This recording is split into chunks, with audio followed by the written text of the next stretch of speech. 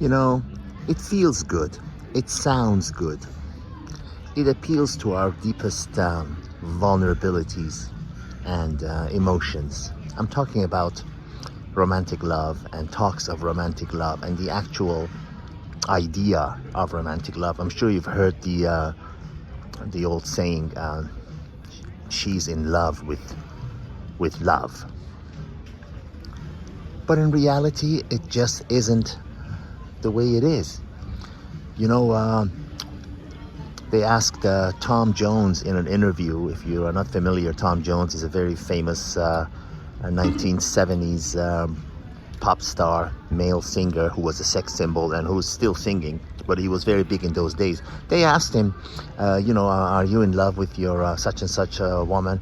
He says, well, nothing is compares to teenage love, where you still believe in all that stuff and you're in the throes of the whole romance of it. But reality is, no matter what kind of a deep heart-to-heart pillow talk you have with a woman or a man, and you say to yourself, that's it, after these types of conversations, after all the deep emotional facts and feelings that we've shared with each other, we're going to be solid forever. And then you realize sometime later that you're not, that they shock you by telling you they want to actually break up.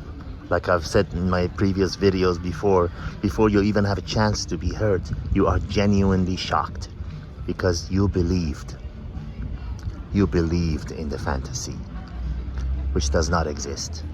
Romantic love, I'm afraid, is beautiful in poetry, in movies, in songs, and in talks. There's an old Eastern saying that says half of beauty of the romantic love is in speaking of it. But in reality, it ends. It does not exist because it is not love. It is based on benefits, and it is based on how being with that person makes us feel. So it's a very selfish kind of a thing.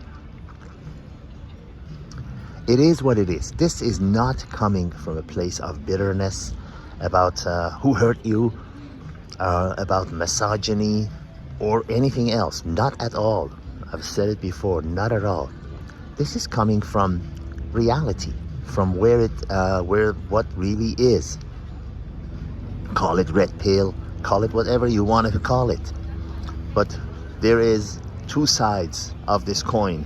There is the reality, and there is the fantasy.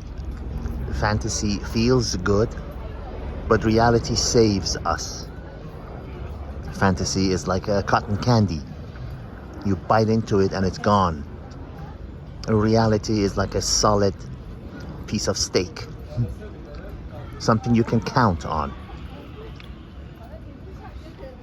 Hate me, love me, be feelingless. I am telling you the way it is. I know a lot of us would want to say, no, there is romantic love, there is, because believing in it is so beautiful.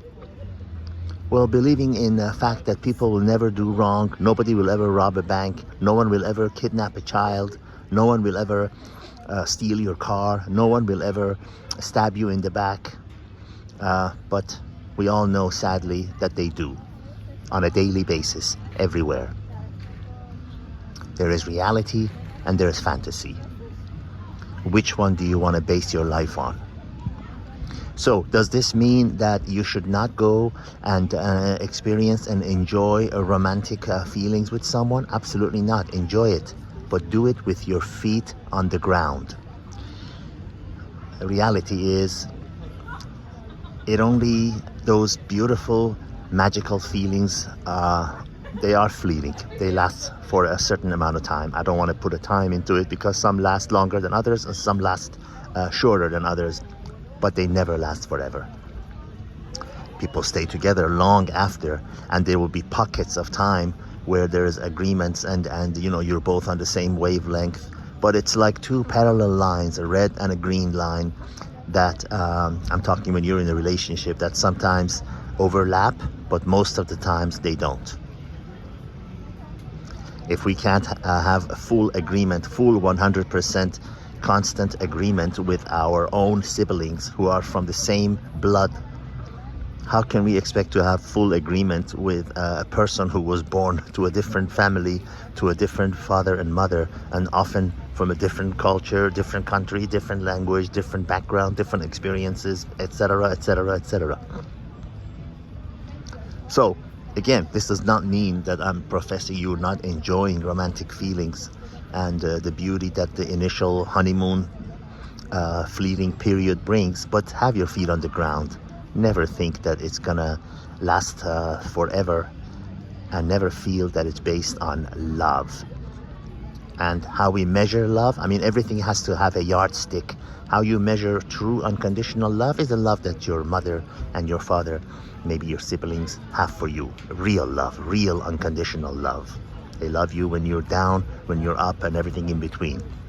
Whereas romantic love is they're in it for the benefits. You're both in it for the benefits. This is not coming from a male or a female point of view. It's based on what being with you does for me and how being with you makes me feel. It begins and ends there, ladies and gentlemen. There are no exceptions. So do it with your feet on the ground and once you do, the chance of getting hurt is a lot less, if at all.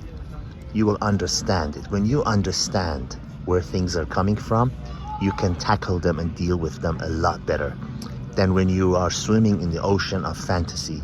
That, oh, she'll love me no matter what I do, or he'll stand by my side no matter what happens, and then you realize that that's actually not the case.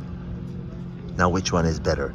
Being aware of the fantasy, like having a safety net under you, or just going on a high rope and thinking, I won't fall. Others fall, but not me. All the best.